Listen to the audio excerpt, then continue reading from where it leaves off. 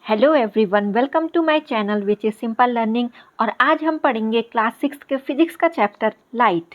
तो बच्चों, पार्ट 1 में हमने क्या पढ़ा था कि लाइट क्या होती है, लाइट का मीनिंग क्या है और लाइट हमारे लिए क्यों ज़रूरी है। तो लाइट हमारे लिए क्या काम आती है, जब हम साफ नहीं देख पाते तो तब हम लाइट का यूज़ करते हैं।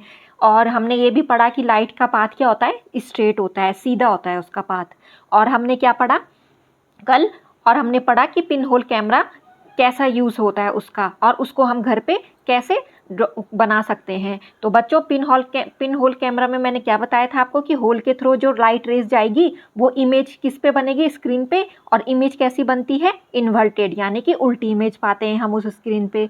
तो बच्चों, पार्ट 1 में हमने यहाँ तक पढ़ा था। आज हम पढ़ेंगे पार्ट 2 में लाइट चैप्टर को आगे।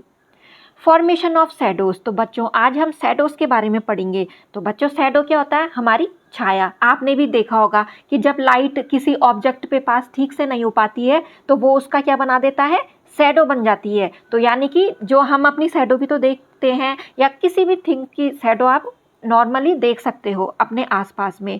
तो बच्चों, जैसे कि ये कुछ पेड़ हैं तो इनकी जो शैडोज हैं ये ऐसे दिख रही है ना, तो यानी कि लाइट वहाँ से पास नहीं हो पा रही है और वो उस ऑब्जेक्ट की क्या बना दे रहा है, शैडो बना देती है जो लाइट होती है। तो शैडो का मतलब बच्चों छाया। हम इसी के बारे में पढ़ेंगे कि फॉर्मेशन कैसे होती है शैडो की। तो बच्चों, शुरू करते हैं।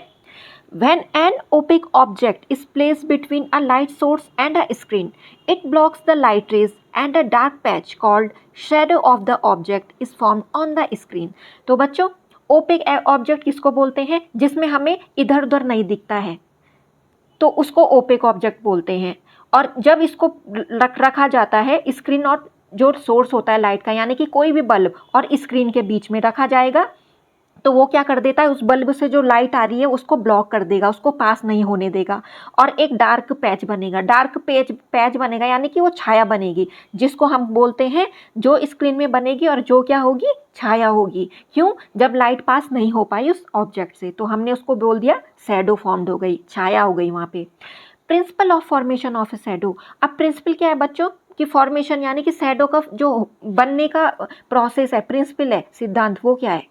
Light travels in a straight line. जो लाइट है वो स्ट्रेट लाइन में क्या करती है, ट्रेवल करती है। And if an opaque object block the path of A light, a shadow is form. और अगर कोई ओपेक ऑब्जेक्ट, ओपेक का मतलब जिसमें आर पार नहीं दिखाई देगा, जैसे कि आप किसी लकड़ी के टुकड़े को रख दीजिए, उससे इधर उधर तो नहीं जा पाती है जो लाइट रेज होती है, तो उसी को रख दीजिए और वो क्या कर देती है, ब्लॉक कर देगी किसके, लाइट के रास्ते को, और वहाँ पे उस ऑब्जेक्ट की क्या बन जाएगी, छाया बन जाएगी। 3 things are essential for formation of a shadow. 3 जो चीज़ें हैं वो जरूरी होती हैं शैडो को बनने के लिए। तो कौन सी है, पहली, सोर्स ऑफ लाइट, यानी कि आपका जो लाइट का सोर्स है वो क्या है। Opaque object to block light, और ऐसा कोई ऑब्जेक्ट जो किसको ब्लॉक करे, लाइट को ब्लॉक करे, यानी कि उसको पास ना होने दे। और तीसरा, screen on which shadow is form. तीसरा, हम ये भी देख पाए कि जो शैडो फॉर्म हो रही है वो कहाँ हो रही है, भाई ये भी तो चाहिए हमें, हमें स्क्रीन भी तो चाहिए। तो बच्चों, हमने ये पढ़ा कि 3 थिंग्स जरूरी हैं शैडो को बनने के लिए। पहला हो गया हमारा लाइट सोर्स, सेकंड वन हो गया हमारा ओपेक ऑब्जेक्ट जिसको हम उस लाइट और स्क्रीन के बीच में रखते हैं, और तीसरा हो गया कि जिस पे वो शैडो बनेगी, यानी कि स्क्रीन पे। Characteristic of a shadow. तो शैडो की खासियत क्या हुई, shadow is always a dark patch regardless of the colour of object. जो शैडो होगा वो डार्क बनेगी बच्चों, और उसका कोई कलर नहीं होगा। जरूरी नहीं है कि कलर तो होगा उसका डार्क होगा, बट जरूरी नहीं है कि वही कलर होगा जो उस ऑब्जेक्ट का रहा होगा। This is because that patch does not receive any light. क्यों, क्योंकि वो जो ऑब्जेक्ट है जिससे वो लाइट पास हो नहीं पाई, तो उसने जब कोई लाइट ही रिसीव नहीं की, तो वो क्या होगा, उस पैच का कलर कहाँ से आएगा उसमें, जब वहाँ से लाइट होके गुजर ही नहीं पा रही। इट मे और may not be resemble the shape of the object. इससे कोई मतलब नहीं होता कि उस ऑब्जेक्ट का शेप क्या है, आकार क्या है, साइज क्या है। Shadow only shows the outline of an object. Shadow केवल जो उसकी आउटलाइन होगी ना, भारी भार की आउटलाइन, जैसे आप किसी पिक्चर को ड्रॉ करते हो तो उसको पहले पिक्चर तो ड्रॉ भी कर दोगे, उसकी आउटलाइन भी तो बनाते हो ना, तो वैसे ही वो जो शैडो होगी वो केवल आउटलाइन की बनेगी।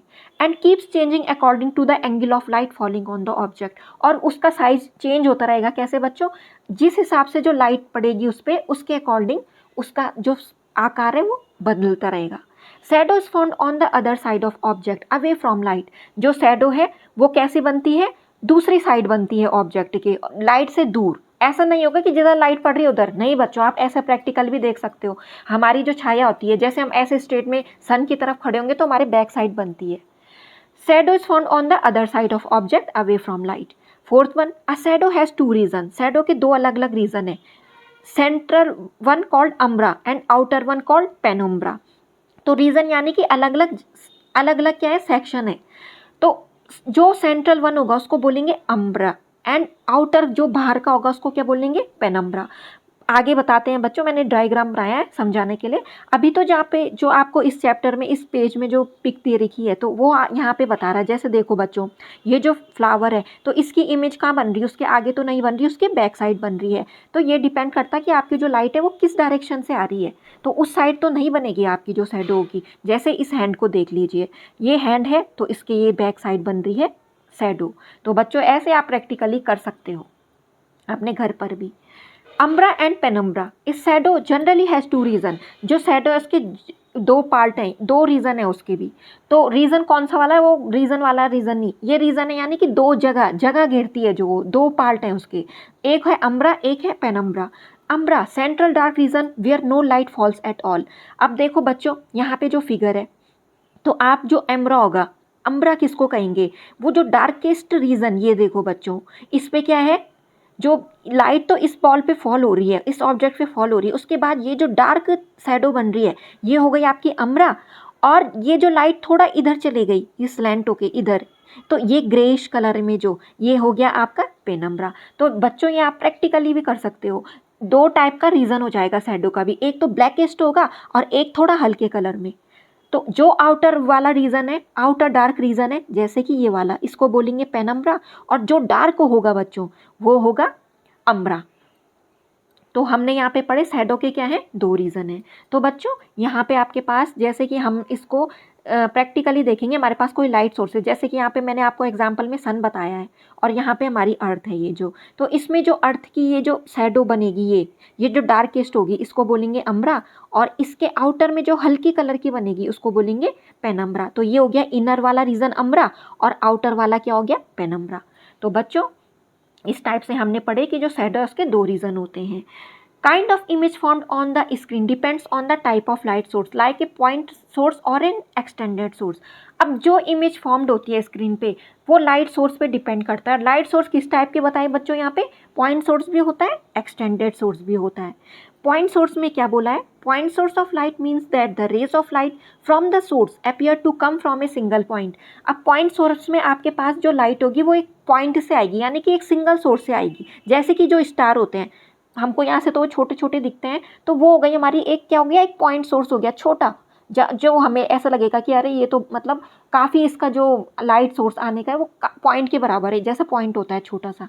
और एक्सटेंडेड सोर्स जो थोड़ा बड़ा होगा, extended source of light means that the rays of light from the source appear to come from many points. जिसमें कि जो सोर्स लाइट आएगी वो ऐसे सोर्स से आएगी जिसमें कि उसमें बहुत सारे पॉइंटों से आएगी, जैसे कि बल्ब हो गया आपका, बल्ब हो गया, अ फ्रॉस्टेड लाइट बल्ब और a fluorescent tube. Frosted light bulb का मतलब बच्चों जिसमें अंदर नहीं दिखाई देता, जैसे कि आप अपने घर में एलईडी वाले भी देख सकते हो, इतना साफ हम उनके अंदर नहीं देख पाते हैं।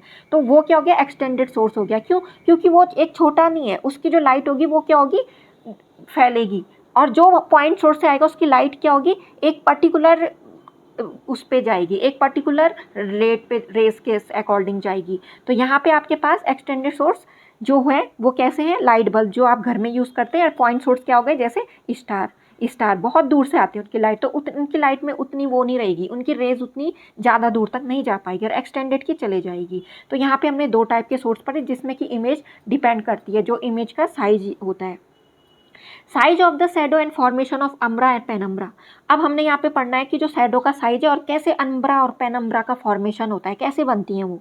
The size of a shadow and formation of umbra and penumbra depends upon the type of light source. कैसे हो, किस पे डिपेंड करता है बच्चों, लाइट सोर्स पे।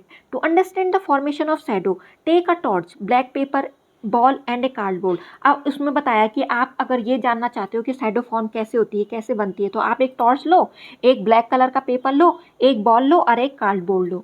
Cover the torch with a black pepper, जो टॉर्च है उसको ब्लैक पेपर से कवर कर दो, जहाँ से वो लाइट की रेट निकलेगी ना उसके आगे जो होगा उसकी स्क्रीन, वो उसको ब्लैक पेपर से कवर कर दो। ढका दो। Make a hole in the black paper, और एक छोटा सा होल कर देना ब्लैक पेपर पे। According to the type of light source needed, आपके जैसे लाइट सोर्स चाहिए उसके अकॉर्डिंग वो होल करना है, उस पर छेद करना है। तो आप क्या करेंगे, इस अब आपको एक टेबल दी हुई है जिसके अकॉर्डिंग आप पढ़ेंगे कि पेनम्ब्रा और अम्ब्रा कैसे फॉर्म होगी। Type of light source, point source of light, make a tiny hole in black paper so that it becomes a point of source of light. जैसे कि मैंने बताया कि आप उस ब्लैक पेपर में थोड़ा छेद कर देंगे ताकि जो लाइट है वो वहाँ से एंटर कर पाए। Size of shadow, uniformly dark region called umbra. तो आप यहाँ पे भी देख सकते हो, आपने ये जो बॉल ली तो इस पे आपने जब लाइट रेज रखी तो उसके बाद क्या हुआ, इस टॉर्च से जो लाइट रेज पड़ी इस पे, तो इसने क्या किया, यहाँ पे शैडो बना दिया बच्चों। तो इसको हम बोलेंगे अम्ब्रा। ये देखो डार्क शैडो बना हुआ है बच्चों, ये डार्क शैडो है। और ये क्या है, इस इमेज से बड़ा है। ये जो बॉल की इमेज है ना बच्चों, ये तो बॉल छोटी दिख रही है, पर जो इसकी इमेज है वो क्या हो गई, इससे बड़ी। तो यही वो कह रहे हैं कि जो डार्क रीजन होगा वो अम्ब्रा होगा, और वो जो अम्ब्रा होगा उसका जो साइज होगा वो आपके ऑब्जेक्ट के साइज से बड़ा होगा। Shadow form due two point source of light is larger, और जो आपने पॉइंट सोर्स यूज़ किया ना, जो लाइट रेज जिसके थ्रू एंटर हुई, तो उसके अकॉर्डिंग जो ऑब्जेक्ट की इमेज है, शैडो है यानी कि, तो वो आपकी बड़ी बनी। अब हमने सेकंड वन क्या पढ़ा, जिसमें हम extended source of light smaller than the object, जिसमें हम extend source of light use कर रहे हैं बच्चों। जैसे make a hole in black paper, हमने यहाँ पे भी ब्लैक पेपर में होल कर दिया, such that the width of light beam is smaller than the object. ऐसे किया कि जो लाइट बीम की जो विड्थ होगी यानी कि उसकी चौड़ाई होगी वो थोड़ा कम होगी, किससे, ऑब्जेक्ट से। तो जैसे two distinct size of shadow, two distinct regions umbra and penumbra, umbra is larger than the object. तो तब आप देखोगे कि जो उसका साइज है वो क्या होगा, उसमें दो टाइप की शैडो बनी। तो जो अम्ब्रा, जो पार्ट रीजन शैडो का अम्ब्रा है वो बड़ा होगा, किससे, ऑब्जेक्ट से, जो हमने पीछे एक्सपेरिमेंट में भी देखा। अब आप यहाँ पे जब extended source of light use करते हो बच्चों, तो उसमें क्या है हमारे पास, उसमें जो ऑब्जेक्ट है तो जो उसकी इमेज बनेगी वो क्या है, लार्जर है, किससे, ऑब्जेक्ट से। और उसके बाहर की जो हल्की वाली शैडो बनी, शैडो, तो वो क्या हो गई, पेनम्ब्रा हो गई। तो हमने यहाँ पे देखा, जब हमने एक्सटेंडेड सोर्स ऑफ लाइट को यूज़ किया तब हमारे उसमें शैडो की दो टाइप के रीजन दिखे। Shadow form due to an extended source of light is smaller, जब हम extended source of light use करेंगे तो जो शैडो है वो छोटी दिखेगी। और जब आप जो पॉइंट सोर्स यूज़ करोगे जिनसे कि लाइट कम आएगी, तो जब आप वो यूज़ करोगे तो आपकी जो अम्ब्रा है यानी कि जो शैडो है वो बड़ी बनेगी।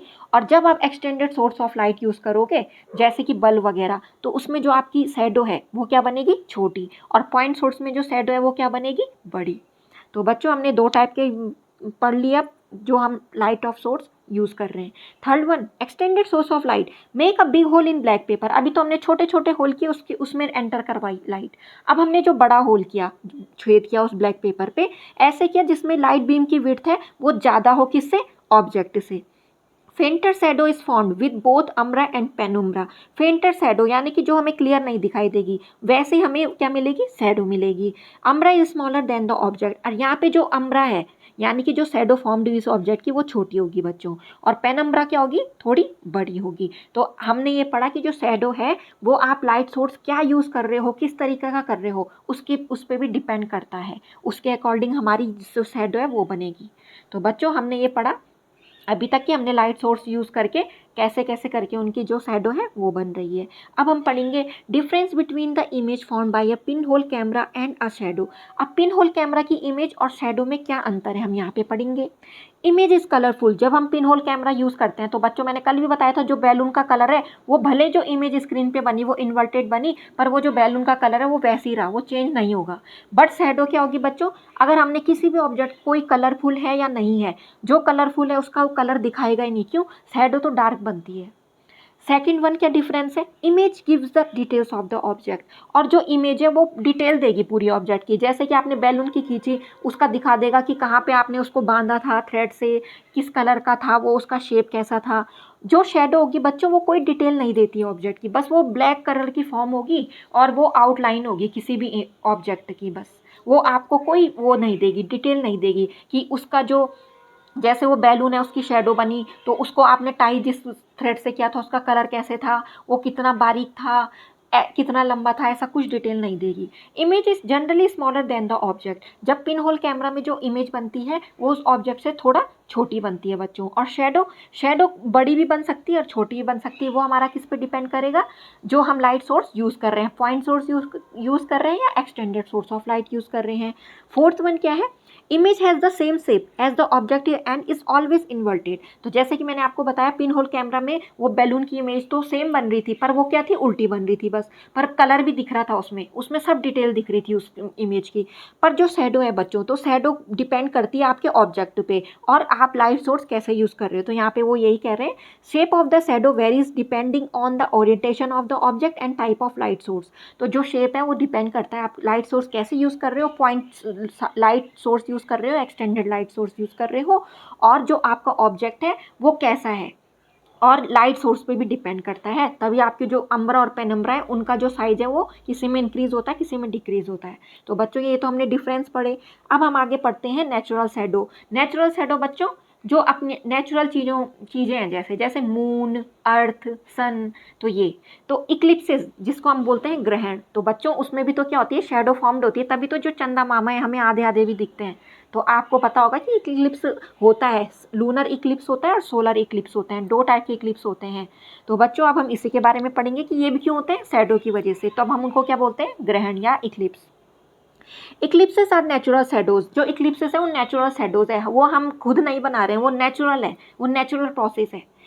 An eclipse takes place when one heavenly body such as moon or a planet moves into the shadow of another heavenly body। और जो इक्लिप्स है बच्चों वो कैसे होता है, जब एक हेवनली बॉडी जो बाहर यूनिवर्स में है, सच एज मून और प्लैनेट, जैसे कि मून और बाकी ग्रह, वो मूव करते हैं into the shadow of another heavenly body. वो जब चक्कर लगाते हैं दूसरे वाले प्लैनेट के, तो वो क्या करते हैं, उस दूसरे वाली, वो जो प्लैनेट होता है एक, उसकी दूसरे वाले प्लैनेट पे क्या होती है, शैडो पड़ती है। Eclipse literally mean to disappear. Eclipse का मतलब तो यही होता है बच्चों, ग्रहण लगना, या वो जो उसका पोर्शन है वो आधा क्या हो जाता है, ढक जाता है, वो यानी कि हम समझते हैं वो गायब हो गया, ऐसे ही तो दिखता है। Depending on which heavenly body can not be seen है और disappears, there are two main eclipses. और ये डिपेंड करता है कि जो हेवनली बॉडी है वो हमें दिखती नहीं है, हम बोलते हैं कि ये तो इस शेप में दिख रहा है, जैसे चंदा मामा, वो हमें आधे शेप में दिखते हैं, कभी फुल शेप में दिखते हैं। There are two main eclipses. मैंने अभी आपको बताया कि सोलर इक्लिप्स, दो टाइप के इक्लिप्स होते हैं, solar eclipse and lunar eclipse. Solar eclipse जब सन इक्लिप्स हो जाता है, यानी कि जब सन डिसअपियर लगता है, और लूनर जब मून डिसअपियर लगता है। We all know that earth revolve around the sun. हम सबको पता है कि जो अर्थ है वो रिवॉल्व करती है सन के, and the moon revolve round the earth. और जो मून है वो किसके, अर्थ के। तो बच्चों अर्थ रिवॉल्व करती है, यानी कि अर्थ चक्कर लगाएगी सूरज का, और जो चंदा मामा है वो किसका चक्कर लगाएंगे, अर्थ का।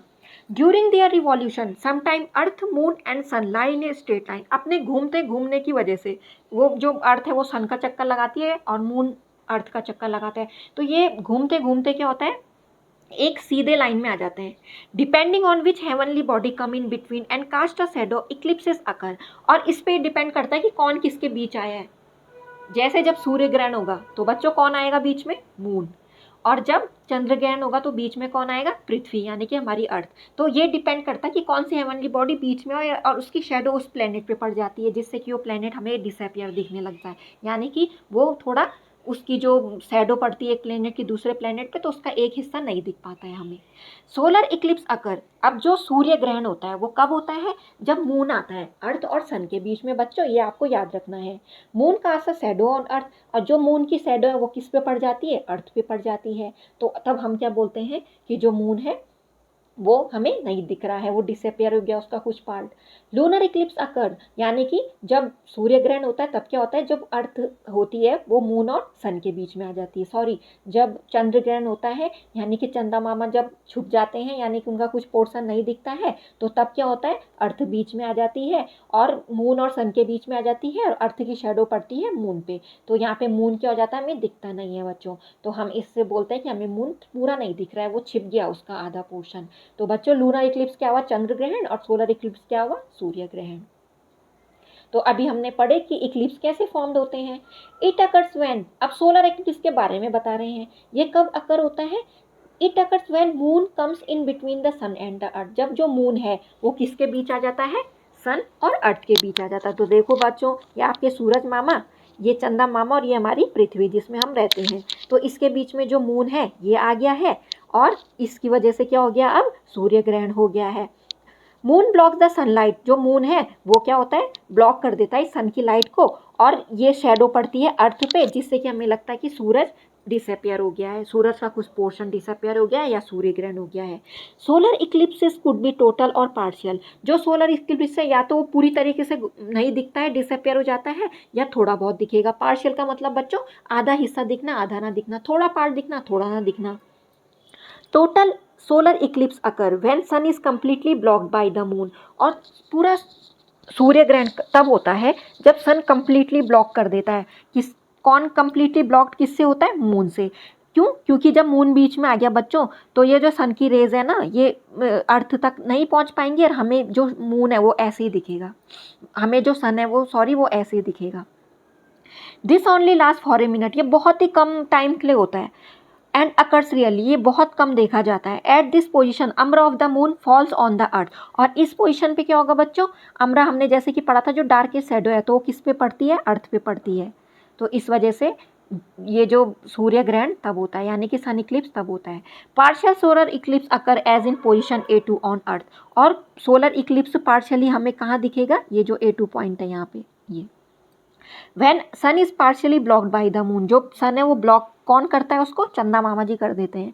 Eight this position earth is present in the penumbra region of a moon, और इस पोजिशन पे, इन पोजिशन पे जो अर्थ है वो कहाँ पे प्रेजेंट रहेगी, जो पेनुम्ब्रा रीजन होगा, किसका, मून का। तो पेनुम्ब्रा रीजन कौन सा होगा, जो कम डार्क है, यानी कि ये वाला, ये A2 वाला पार्ट।